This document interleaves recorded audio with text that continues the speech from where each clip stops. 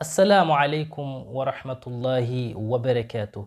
الحمد لله وكفى والصلاة والسلام على نبي المصطفى صلى الله عليه وسلم وعلى آله وصحبه وبعد. ikuzo nishimwe by'Uwiteka Allah subhanahu wa ta'ala, amahoro n'imigisha bisakare ku mukunzi wacu Nabi Muhammadin sallallahu alaihi wasallama, iwe nabiwe n'abasangirangendo be n'abazakomeza gutera ikenge muke, dusaba Uwiteka Allah subhanahu wa ta'ala ko nge nawe yadushyira muri abo ngabo. Allahumma amina.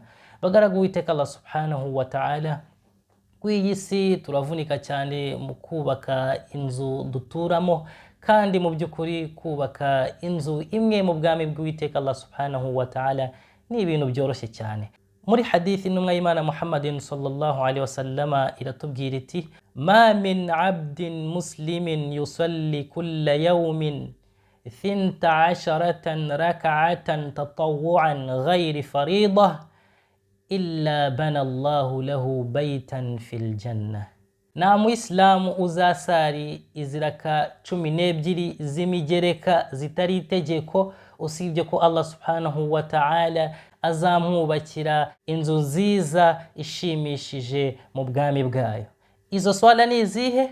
Ni raka ebyiri za mbere yuko iswala ya fajiri igera, na raka enye za mbere ya salati adh-dhuhri, na raka ebyiri za nyuma ya salati adh-dhuhri, na raka ebyiri za nyuma ya salatu maghrib, na raka ebyiri za nyuma ya salatu isha.